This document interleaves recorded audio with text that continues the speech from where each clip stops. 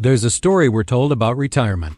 It's a story of patience, of discipline, and of a guaranteed reward at the end. At the heart of this story is a piece of advice that has become gospel. It's preached by nearly every financial expert, it's written in every retirement blog, and it has likely been repeated to you by your own financial advisor as an indisputable fact. It's a rule of thumb that sounds so simple, so responsible, that almost no one dares to question it. And because of that, it could be costing you, and millions of other hardworking people, tens, or even hundreds of thousands of dollars over the course of your retirement. Today, we are not just questioning that advice. We are putting it on trial. We are going to expose it for the dangerous oversimplification that it is. I'm going to show you the truth behind the numbers, the context they leave out, and most importantly, give you a practical framework to make the right decision for your unique life, not for a generic, one-size-fits-all spreadsheet. Disclaimer: I am not a financial advisor. This is for educational purposes based on my research and experience. So, what is this billion-dollar piece of advice? It is a phrase you've heard 1,000 times. You must wait until age 70 to claim your Social Security benefits to get the maximum possible check. On the surface, the logic is incredibly seductive. It's a simple equation. For every year you delay claiming past your full retirement age, which is 67 for anyone born in 1960 or later, your benefit permanently increases by a set percentage. These are called delayed retirement credits. They accrue at a rate of 0.2% for each month you delay, which works out to a guaranteed, risk-free 8% annual return on your future benefits. Let's put that in dollar terms. If your full retirement benefit at age 67 is, say, $2,000 a month, if you claim at the earliest possible age of 62, your benefit is reduced by about 30%, so you'd get $1,400 a month.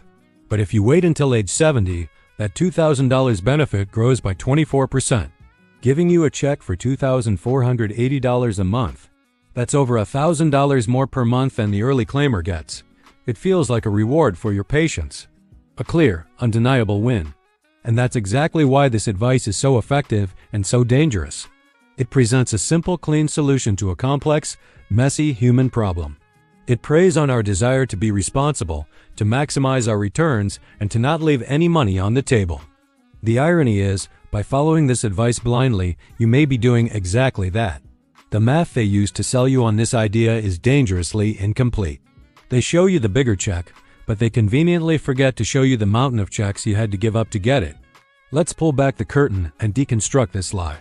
Starting with the most important concept your advisor probably isn't talking about, the break-even fallacy. The entire wait until 70 strategy hinges on you living long enough to make up for the years of payments you sacrificed. This is the break-even age. It's the point in time when the total dollar amount from your higher, delayed checks finally surpasses the total dollar amount you would have received from the smaller, earlier checks. Let's walk through a detailed example.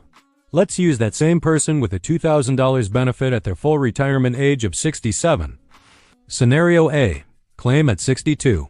They receive $1,400 a month. By the time they reach age 70, they will have received 96 checks totaling $134,400. Scenario B. Wait until 70. At age 70, they start receiving $2,480 a month. That's $1,080 more per month than the early claimer. To figure out the break-even point, we need to see how long it takes for that extra $1,080 a month to make up for the $134,400 head start that the early claimer got. This means our person in scenario B has to live for more than 10 years after starting their benefits at age 70 just to break even. Their break-even age is just after their 80th birthday. Every month they live past that point, they come out ahead. But every month they live short of that, they've left money on the table. Let me repeat that. You have to live into your early 80s just to make the decision to wait a financial wash. Now I'm not being morbid, I'm being a realist. According to the Social Security Administration's own data, the average life expectancy for a 65-year-old man today is about 84. For a 65-year-old woman, it's about 86.5. So you are literally betting that you will live to an average age or beyond just to make the decision to wait financially worthwhile. If you pass away before that break-even point, you have lost money that could have been spent, invested, or given to your family. This isn't just about risk. It's about cost. And there's another massive cost that the wait until 70 crowd almost never talks about: opportunity cost. What could you have done with that income between age 62 and 70? Let's explore 3 powerful scenarios. First, the most direct. You could have invested it. Let's take that $1,400 a month benefit at age 62. Over 8 years, that's $16,800 per year, for a total of $134,400. If you had invested that money systematically into a simple S&P 500 index fund and earned a conservative 7% average annual return, that pot of money could have grown to nearly $185,000 by the time you reached age 70. That's a significant asset. It's a new car. It's a kitchen remodel. It's a safety net. It's a legacy for your kids. It's a pot of money that the wait and get a bigger check strategy completely ignores. Second, and this is arguably even more powerful, claiming Social Security early allows your own retirement accounts to continue growing untouched. This is a concept called a Social Security bridge. Think about it. If you have a $500,000 401k at age 62, and you can use your Social Security checks to cover your basic living expenses, you can leave that $500,000 fully invested to continue compounding. At that same 7% return, your $500,000 could become nearly $860,000. By age 70, that's a staggering $360,000 in growth. By delaying Social Security, you might be forced to start drawing down your own portfolio earlier. And if you start withdrawing during a down market, what's known as sequence of returns risk, you can do permanent, irreversible damage to the longevity of your portfolio. Finally, there's the intangible but incredibly valuable lifestyle return. Your 60s are often your most active, healthy years in retirement. This is your health span, not just your lifespan. What is the value of having that extra income to travel, to pursue hobbies, to spend time with family, when you have the health and energy to fully enjoy it? $1 at 63 when you can hike the national park or play with your grandkids on the floor is often worth more in terms of pure life experience than $1 at 83 when your health may be declining. So, if waiting until 70 is based on a flawed premise, who should actually do it? The answer is not nobody, but it has a much smaller and more specific group of people than the experts would have you believe. You should strongly consider waiting until 70 only if you meet most of these criteria. 1. You are in excellent health and have a family history of exceptional longevity. I'm not talking about living to 85. I'm talking about parents and grandparents who lived well into their 90s or beyond. You are playing the long game and you have the genetics to back it up. 2. You are the higher earning spouse and you want to ensure your partner receives the highest possible survivor benefit if you pass away first. When one spouse dies, the lower Social Security check goes away and the surviving spouse gets to keep the larger of the two. By you waiting until 70 to maximize your benefit, you are essentially buying a life insurance policy for your spouse, guaranteeing them a larger income stream for the rest of their life. This is a powerful and selfless reason, and often it's the most compelling argument for delaying. And 3. You have more than enough other income from pensions, investments, or work to live comfortably, and you simply do not need the money before age 70. Your portfolio is large, you're still working, or you have a generous pension.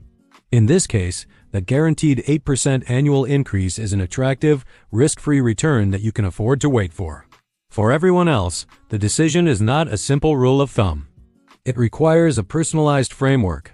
It's time to stop listening to the gurus and start listening to your own life.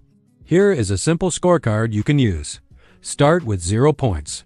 Give yourself a point if you are in above average health. Give yourself a point if your parents lived past 85. Give yourself a point if you are the higher earning spouse.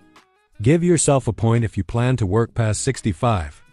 Give yourself a point if you have a pension. Now, subtract points. Subtract a point if you are in below average health.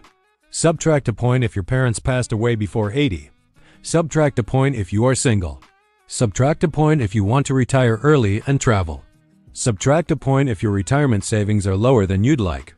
If your score is 3 or higher, waiting until 68, 69, or 70 makes a lot of sense. If your score is 0 or negative, claiming at 62, 63, or your full retirement age is likely a much smarter strategy. This isn't scientific, but it forces you to weigh the variables that actually matter. There is no single right answer. And that is the entire point. The lie isn't that waiting until 70 gives you a bigger check. The lie is that it's automatically the best financial strategy for everyone. It's not. Don't let a simplistic one-size-fits-all rule dictate one of the most important financial decisions of your life. Look at your own unique situation, consider all the variables we've discussed today, and make the choice that gives you the most security, the most flexibility, and the most life out of your hard-earned retirement years. If this video opened your eyes to a new way of thinking about Social Security, do me a favor and hit that subscribe button. I release new videos every week that cut through the financial noise and give you the unvarnished truth about retirement.